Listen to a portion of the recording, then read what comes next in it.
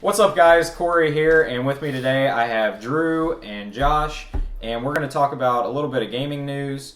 This past week, an article came out from a contributor at Forbes. His name is Paul Tassi, and that's the first topic I want to talk about, and it is the importance of single-player gaming. And his two examples were The Witcher 3 and Fallout 4. Fallout 4. So, first, without going into too much detail on those specific games, what is the importance of single-player gaming to you guys? I would say a great thing that I love about single-player gaming is just being able to get lost in the game itself. Yeah. Being able to sink countless hours, which you might be kind of embarrassed to admit, but it is there that you can just play a game, especially one that you thoroughly enjoy, and you just kind of just totally get your money's worth, I think. Yeah. So that's a big thing with single-player great story games, is just that you can play it for hours and hopefully not get bored. I don't know. I feel like with those games, specifically like Witcher 3 and Fallout, it is really immersive in those type of games. Mm-hmm. But I mean, some single player games can be less immersive or more linear, because those are pretty open world games. Yeah. And pretty expansive in general. Right. Yeah. Well, I mean, I think that Witcher is a perfect example of getting bang for your buck in a single-player game. Oh, totally. I played that game for several weeks, and I never came close to beating it. I'm still probably maybe 20 to 25% through the main storyline.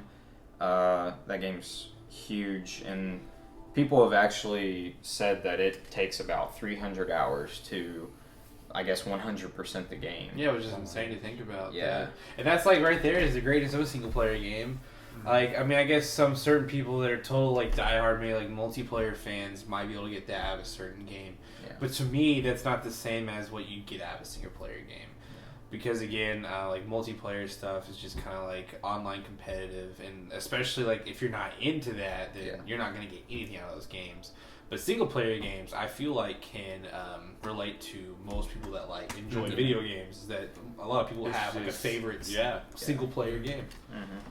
Well, I mean, I love multiplayer games, but I've always told people I'm more of a single player gamer. Well, I just a lot of people in multiplayer they have a lot more time to spend on playing multiplayer. Mm-hmm. So I feel I don't do as well, and to me, it's a little bit disencouraging.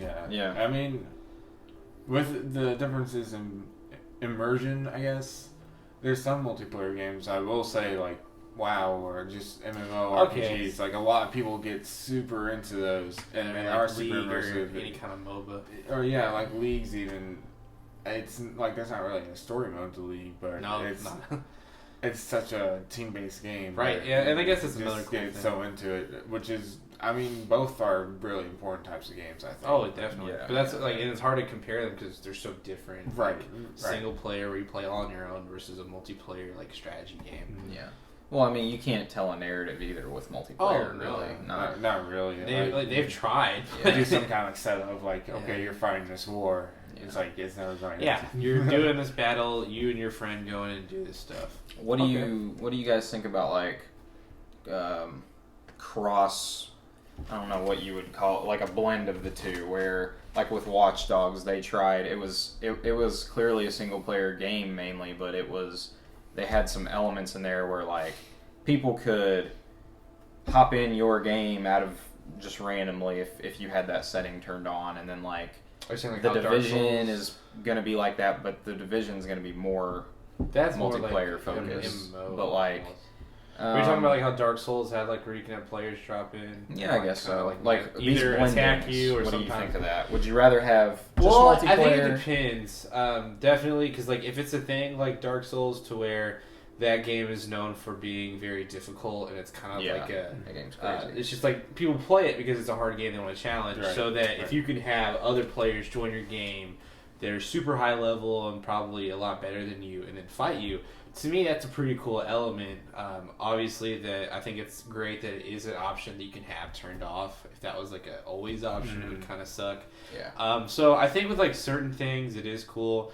But then I just don't want it to be people are trying to make it an online or a multiplayer / single player, and then overload it and like there's too much. Yeah. Another thing is like I think a lot of people will also agree like if it seems like it's just the multiplayer part is just like tacked onto the game, like it's really not needed, right. or it just doesn't seem like it was worked on as much. Like Metal Gear Solid. Then yeah, I mean, I still yet to play. It's almost just like some people think.